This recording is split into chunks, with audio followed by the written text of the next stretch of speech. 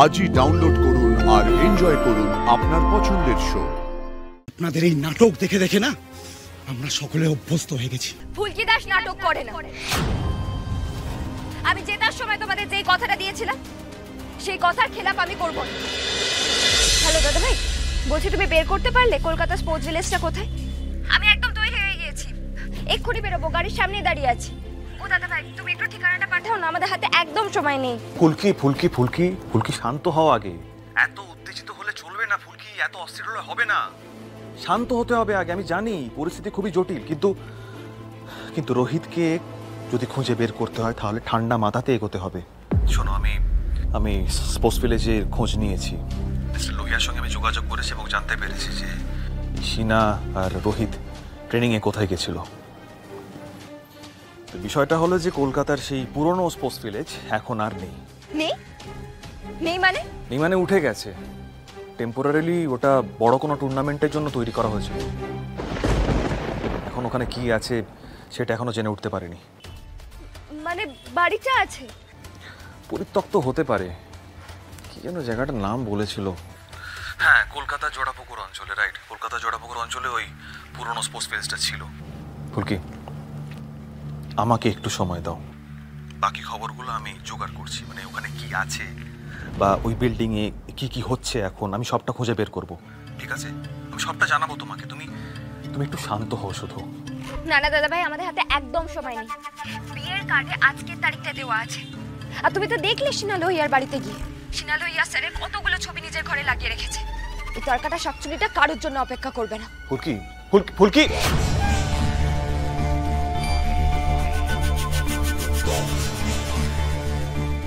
ফুলকি যে কথাগুলো বলছে সেগুলো ফেলে দেওয়ার মতো নয়।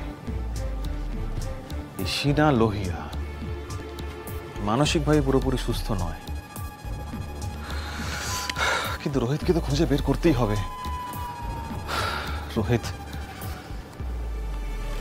রোহিতকে খুঁজে বের করতে গেলে এই শিনা লোহিয়ার সাইকোলজিটা খুব ভালো করে রিড করতে হবে। আমি বরং ফোর্স রেডি করি আর স্বাগতা ম্যামকে সবটা জানাই।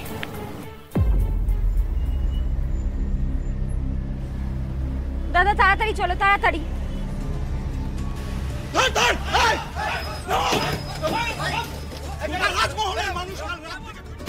রাজমহলের মানুষ কাল রাত থেকে পেটে রোগে মরতে বসেছে, আন্ত্রিকের মতো হচ্ছে, প্রায় একটা মহামারীর মতন অবস্থা। এরকম সময় আমাদের নির্বাচিত এমএলএ রাজমহল ছেড়ে পালাচ্ছে।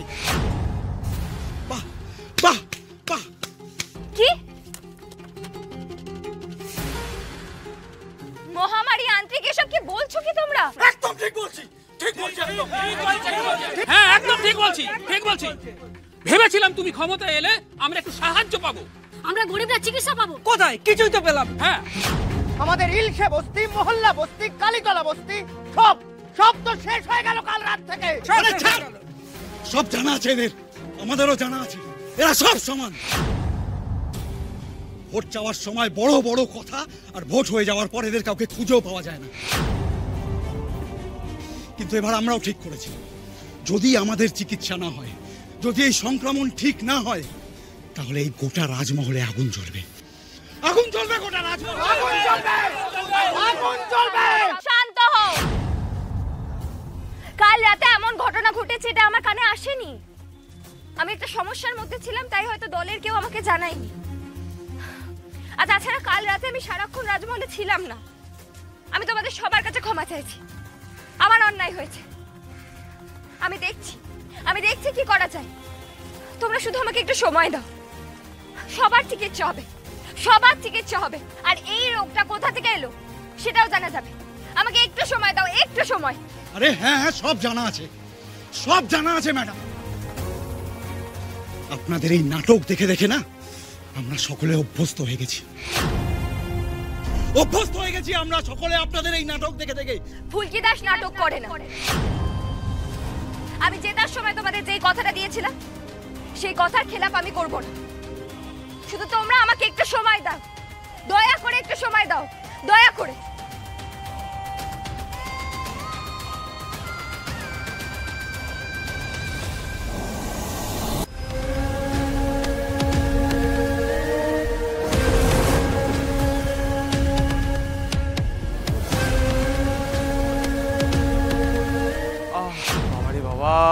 শান্তি, কি শান্তি! জীবনে এরকম শান্তি তো চেয়েছিলাম। বাবারে বাবা, ফুলকি দাসের উপর অল্প হলেও প্রতিশোধ নেওয়া গেছে। ওই কালকে রাতে একসঙ্গে অনেকগুলো কাজ করতে পেরে ভাল লাগছে, খুবই ভাল লাগছে। মন টন একবারে প্রফুল্ল যাকে বলে। বলেছিলাম, বারবার বলেছিলাম যে অভিরূপ সামন্ত ওরফে রুদ্ররূপ সান্যাল খেলার মোড় যে কোনো সময় ঘুরিয়ে দিতে পারে। কেউ তো শুনলো না, এখন বিপাকে পড়লো। সিনা লোহিয়াকে তাতিয়ে রোহিত রায়চৌধুরীকে কিডন্যাপ করা হলো। আর ওদিকে ফুলকি দাস যতক্ষণে বিক্ষোভ সব কিছু মিটিয়ে টিটিয়ে যাবে ততক্ষণে বিয়ে ডান। আশ্চর্য লাগছে, ফুলকি দাসের মতো একটা বুদ্ধিমতী মেয়ে কোনোদিন জানতেও পারবে না বেচারি যে কাল রাতে জল দূষণটা আমরাই করেছি, যে জন্য 3টে বস্তির লোকের এই অবস্থা, পেটের রোগে সবাই আক্রান্ত। না আমি সামনে এলাম, না ইন্দ্র নারায়ণ, কিন্তু কাজটা স্মুথলি হাসিল হয়ে গেল। এই না হলে প্ল্যান রুদ্র। এখন সময় মতো এই সিনা লইয়া বিয়েটা করে ফেললে হয়। হ্যাঁ নিশ্চয়ই করে ফেলবে। আচ্ছা তারপর ফুলকি দাস কি করবে? ফুলকি দাস কি আর করবে, কে জানে কি করবে। দাদা আসবো? আরে সন্তু, এসো ভাই, এসো এসো এসো। দারুণ কাজ হয়েছে, গুড জব ডান। বুঝতে পেরেছো? দারুণ। দাঁড়াও, তোমাদের টাকাটা বোধহয় দাঁড়াও দেখে নি, অনেকগুলো ছেলে ছিল না? হ্যাঁ ঠিক আছে, ওই যারা যারা বিক্ষোভে ছিল প্রত্যেকের মধ্যে ভাগ করে দিও, বেশিটা তুমি রেখো। শোনো, এই বিষয়টা নিয়ে কিন্তু একটা পুলিশি তদন্ত হবে, বুঝতে পেরেছো? দেখো সাবধানে আমার বা ইন্দ্রনারায়ণের নাম যেন না আসে, বুঝতে পারলে? না না দাদা, ওসব নিয়ে আপনি একদম ভাববেন না, আমরা সবাই ছোট কুমারের ভক্ত। শিরায় শিরায় রক্ত, ছোট কুমারের ভক্ত। এসো আসছি দাদা। এসো, ভালো থেকো, ভালো থেকো।